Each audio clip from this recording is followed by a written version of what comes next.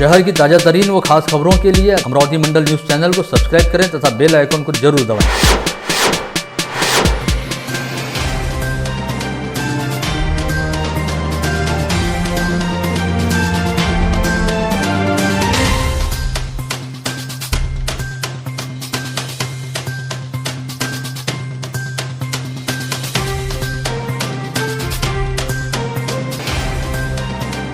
नमस्कार, दैनिक अमरावती मंडल के मंडल news bulletin में आप सभी का स्वागत है।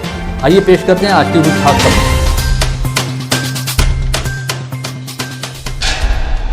इस समय जिले का सबसे बड़ा अपर वर्धा बांध 91% भर चुका है और यहां पर 341.95 मीटर तक जल स्तर पहुंच चुका है। साथ ही इस बांध में प्रति सेकंड 294 घन मीटर पानी की आवक हो रही है। ऐसे में सिंचाई विभाग द्वारा इस बांध से जल निकासी शुरू करने का निर्णय लिया गया।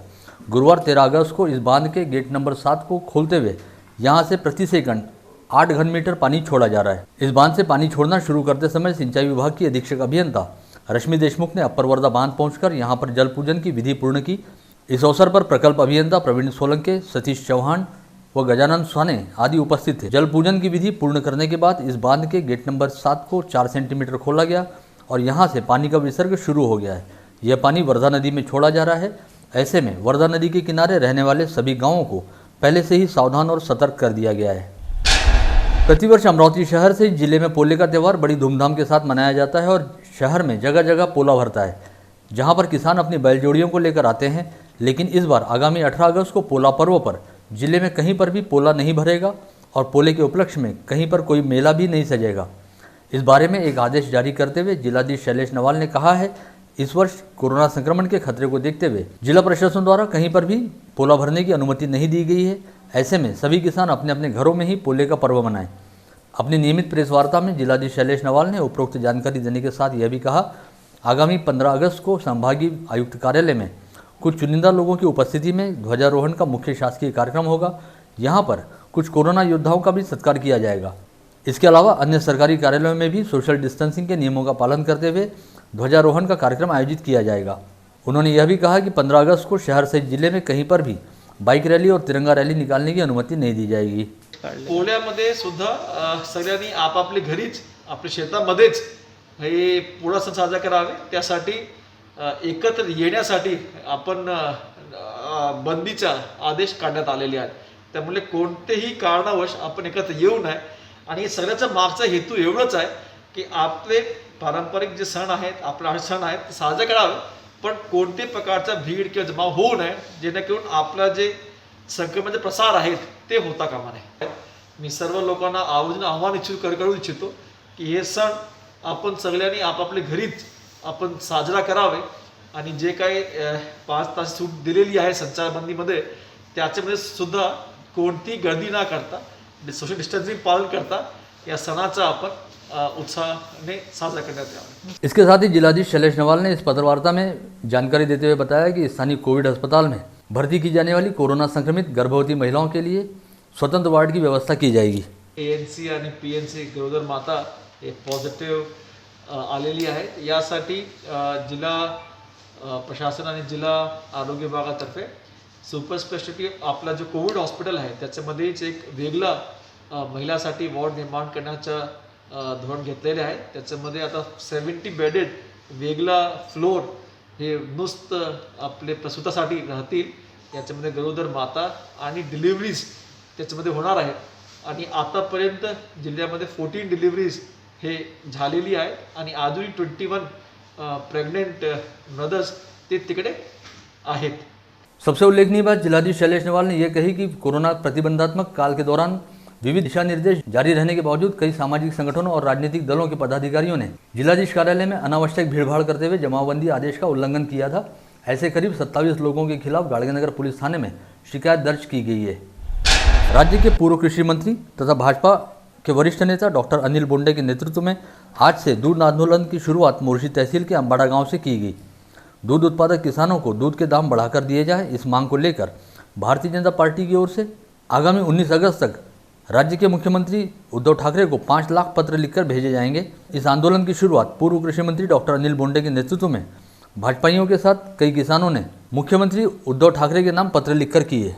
इस आंदोलन में बड़ी संख्या में भाजपा पदाधिकारी व कार्यकर्ता सहित क्षेत्र के किसान उपस्थित थे। इस समय आंदोलन की जानकारी देते हुए डॉक्टर अनिल बोंडे ने बताया, भारतीय जनता पक्ष महायुतीने जिल्हाधिकाऱ्याला तहसीलदाराला निवेदन दिलं, दूध संकलन बंद आंदोलन केलं, पण सरकारला जाग आली नाही आणि त्यामुळे संपूर्ण महाराष्ट्रातून 5 लाख निवेदनं पत्राच्या, ईमेलच्या, व्हॉट्सॲपच्या स्वरूपात पाठवतोय आणि या पत्रावर फक्त 3च गोष्टी आहे की गाईच्या दुधाचा भाव 30 रुपये असला पाहिजे, गाईच्या दुधाला 10 रुपये प्रति लिटर अनुदान दिलं पाहिजे आणि त्यासोबतच दूध भुकटीच्या निर्यातीकरिता 50 रुपये प्रति किलोग्राम अनुदान दिलं पाहिजे। मुख्यमंत्री महोदय, कृपा करून जागे व्हा, शेतकऱ्यांना वाचवा आणि या शेतकऱ्यांच्या अतिशय न्याय्य मागण्या ह्या मान्य करा। युवा कांग्रेस की स्थानीय शाखा ने आरोप लगाया है कि विगत 3 वर्षों से अमरावती शहर में सब कुछ अस्त व्यस्त हो गया है और मनपा प्रशासन का कहीं पर कोई ध्यान नहीं है। आरोप यह भी लगाया गया कि मनपा का सत्ताधारी दल अपने आप में मस्तमगन है और अमरावती की जनता त्राहिमाम कर रही है। इन दिनों एक के बाद उजागर हो रहे मामलों को देखकर कहा जा सकता है कि इन दिनों मनपा में बड़े पैमाने पर भ्रष्टाचार चल रहा है।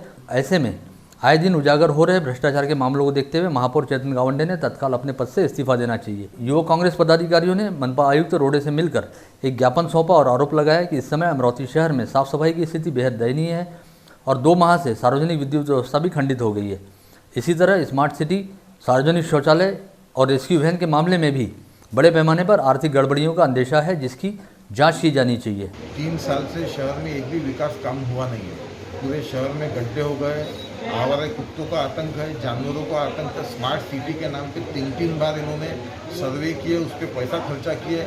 स्मार्ट सिटी तो हुई नहीं, उलट अमरावती शहर भकास सिटी हो गई है। अगर आज हमने जो युवक कांग्रेस के माध्यम से जो निवेदन दिया है, जो यहाँ छोटा सा आंदोलन किया था, इसके बाद में इनकी हर गलती चौक चौक पर उजागर की जाएंगी, हर प्रभाग में आंदोलन किया। भारतीय जनता पार्टी के प्रदेश कार्यकारिणी अध्यक्ष दिनेश सूर्यवंशी ने जिलाधीश शैलेश नवाल को सौंपे ज्ञापन में मांग की है कि शहर से जिले में कहीं पर भी तिरंगा वाले मास्क की बिक्री नहीं होनी चाहिए। उन्होंने बताया कि इस समय स्वाधीनता दिवस के मद्देनजर बाजार में बिक्री हेतु तिरंगे मास्क बड़े पैमाने पर उपलब्ध कराए गए हैं, लेकिन इस मास्क को अपने चेहरे पर लगाकर घूमना यानी एक तरह से हमारी आन बान व शान रहने वाले तिरंगा ध्वज का अपमान करने की तरह है। अतः इसकी खरीदी व बिक्री प्रतिबंधित की जानी चाहिए। स्थानीय मनपा द्वारा शहर के बाजार पेठों के सभी व्यापारियों और उनके प्रतिष्ठानों में कार्यरत कर्मचारियों के साथ साथ अब शहर में व्यवसाय करने वाले सभी हॉकर्स व सब्जी विक्रेताओं की कोरोना टेस्ट करवाने की योजना तैयार की गई है। इस संदर्भ में जानकारी देते हुए मनपा आयुक्त प्रशांत रोडे ने बताया कि हॉकर्स व सब्जी विक्रेताओं का आम नागरिकों के साथ सीधा संपर्क आता है। ऐसे में संक्रमण की संभावना बढ़ जाती है। इस बात के मद्देनजर मनपा प्रशासन ने सभी हॉकर्स और सब्जी विक्रेताओं की भी कोरोना टेस्ट करवाने का निर्णय लिया है। भारतीय युवा कांग्रेस द्वारा केंद्रीय पर्यावरण मंत्री प्रकाश जावड़ेकर के नई दिल्ली स्थित निवास के सामने पर्यावरण विषयक प्रभाव मूल्यांकन अधिसूचना 2020 के खिलाफ निषेध प्रदर्शन किया गया। युवा कांग्रेस के राष्ट्रीय अध्यक्ष श्रीनिवास बीवी के निर्देशानुसार युवा कांग्रेस के राष्ट्रीय महासचिव तथा दिल्ली प्रदेश प्रभारी भैया पवार के नेतृत्व में यह निषेध आंदोलन किया गया।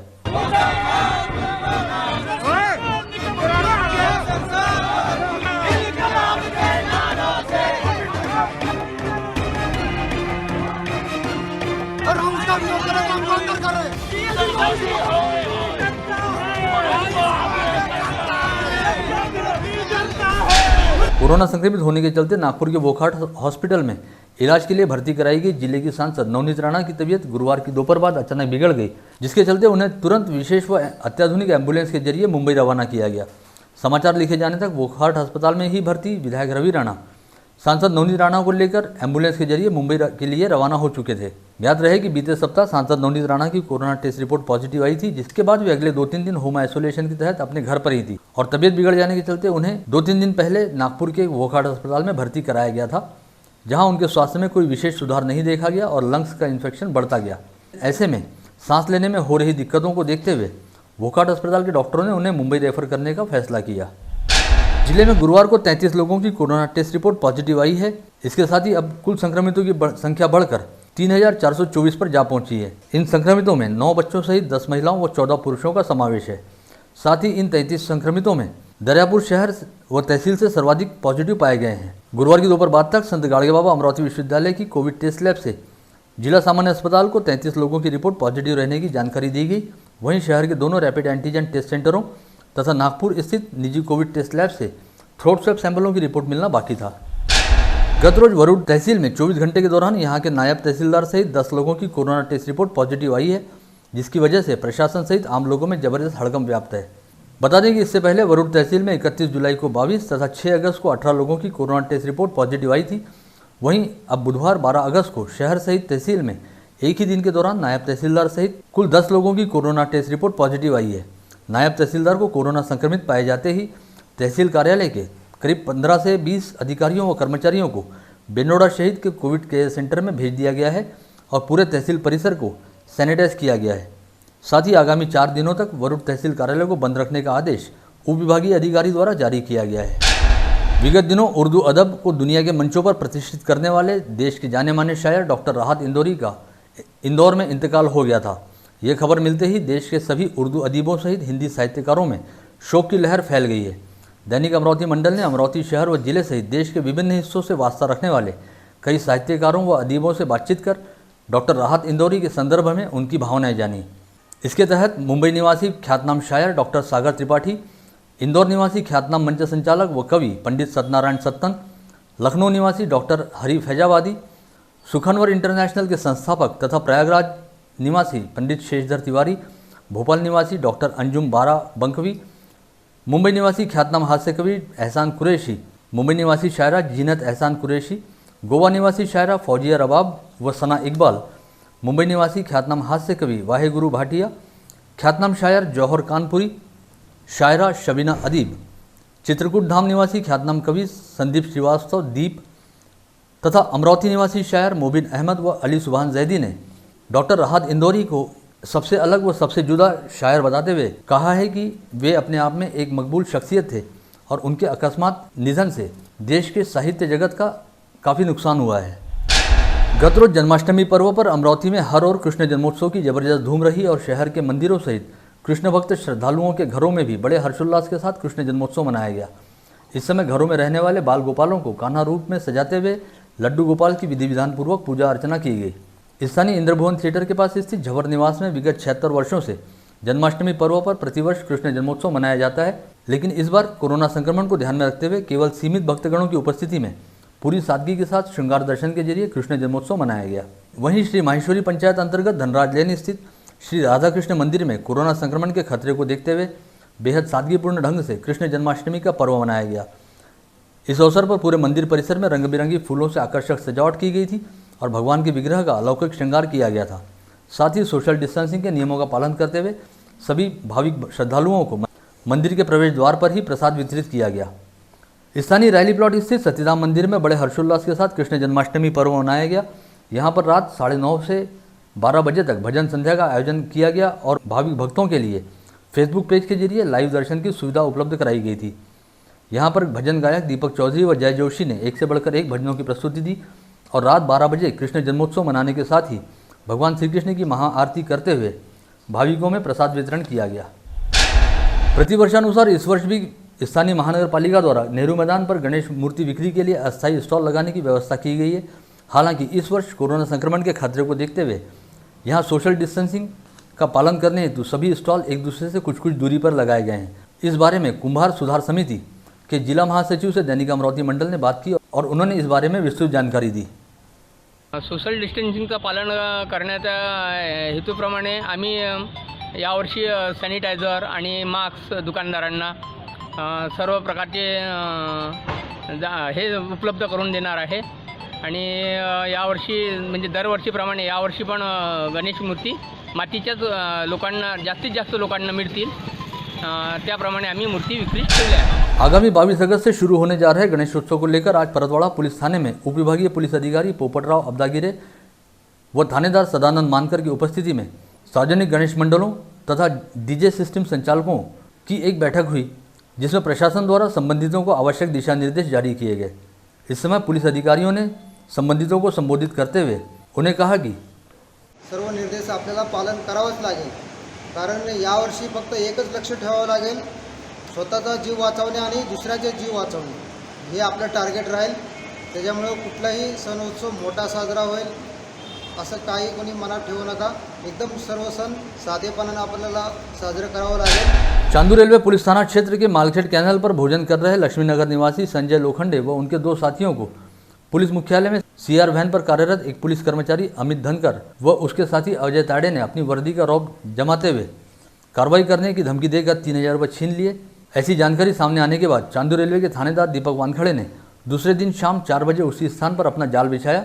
इस समय प्रहलाद सोनोने नामक व्यक्ति जब उसी कैनल पर भोजन करने बैठा तब पुलिसकर्मी अमित धनकर अपने साथी के साथ वहां दोबारा पहुंचा और उसने सोनोने को धमकाने का प्रयास किया।